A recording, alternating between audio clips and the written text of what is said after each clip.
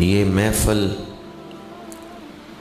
اس بستی کے عاشقوں کی طرف سے ایک گلدستہ ہے جو مدینہ شریف بھیجا جا رہا ہے۔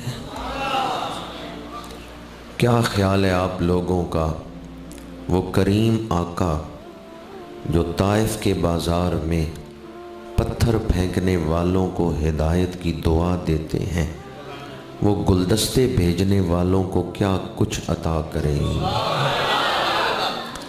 آج آپ لوگ جب اس محفل سے واپس اپنے گھروں کی طرف لوٹیں گے تو یہاں سے خالی ہاتھ نہیں جائیں گے، بڑی برکتیں اپنے ساتھ لے کر جائیں گے، کیونکہ آپ ایک شوق لے کر آئے ہیں۔ دل میں شوق نہ ہوتا تو آپ کے قدم اس محفل کی طرف نہ اٹھتے۔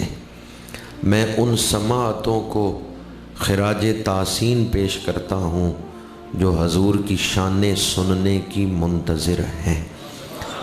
میں ان دلوں کو ہدیہ تبریک پیش کرتا ہوں جو حضور کی شانیں سن کر خوش ہوتے ہیں۔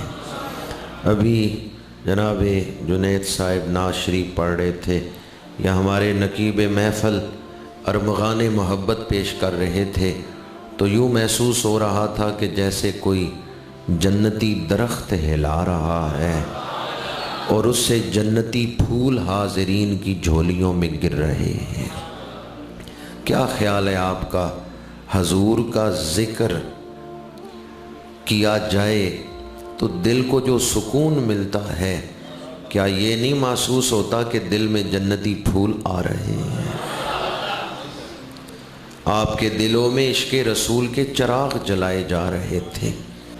ہمارے نقیب محفل کہہ رہے تھے کہ نعرہ لگائیں پتہ چلے کہ آپ جاگ رہے ہیں، آپ جاگ رہے ہیں اور اپنی قسمت جگا رہے ہیں۔ جو حضور کی یاد میں جاگتا ہے اصل میں وہ اپنی قسمت جگا رہا ہے۔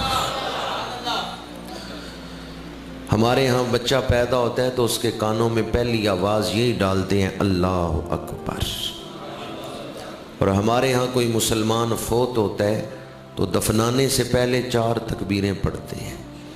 گویا مسلمان کی زندگی ولادت سے وصال تک اس بات کا اعلان ہے، اللہ اکبر، اللہ بڑی عزتوں والا ہے، اللہ بڑی۔ نماز پڑھتے ہیں تو رکوع میں کیا کہتے ہیں؟ سبحانہ، پاک ہے میرا رب جو بڑی عظمتوں والا ہے۔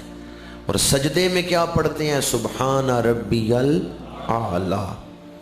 حدیث قدسی ہے، اللہ کریم نے فرمایا، محبوب آپ کا امتی جتنا بھی بڑا گناہگار ہو، اگر اس کے دل میں میری عظمت ہے، وہ مجھے عظیم مانتا ہے، تو مجھے قسم ہے اپنی عظمت و جلال کی، میں اسے دوزخ میں نہیں جلاؤں گا۔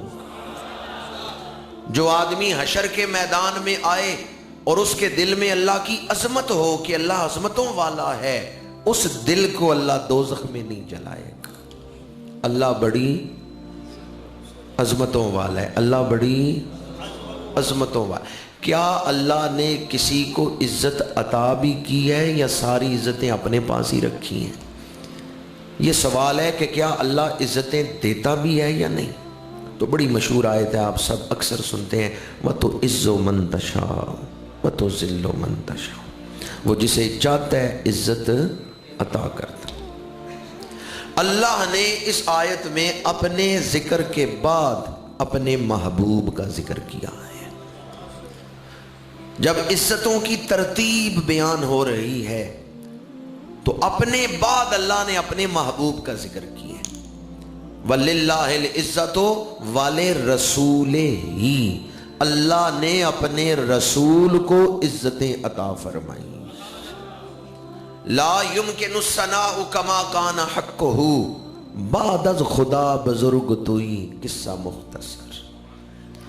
اللہ نے مخلوقات میں درجہ بندی رکھی، جمادات سے نباتات افضل، نباتات سے حیوانات افضل، حیوانات میں انسان افضل، انسانوں میں مسلمان افضل، مسلمانوں میں اولیاء افضل، اولیاء سے صحابہ و اہل بیت افضل، ان سے انبیاء افضل، انبیاء سے رسول افضل، رسولوں میں اولو العزم پیغمبر افضل، اور جہاں جا کے سارے اولو العزم پیغمبروں کے مقام کی انتہا ہو جاتی ہے، اس سے آگے میرے اور آپ کے آقا کے مقام کی ابتدا ہو رہی ہے۔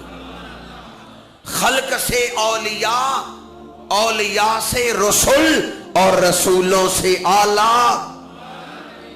کس سے اعلیٰ؟ کس سے اعلیٰ؟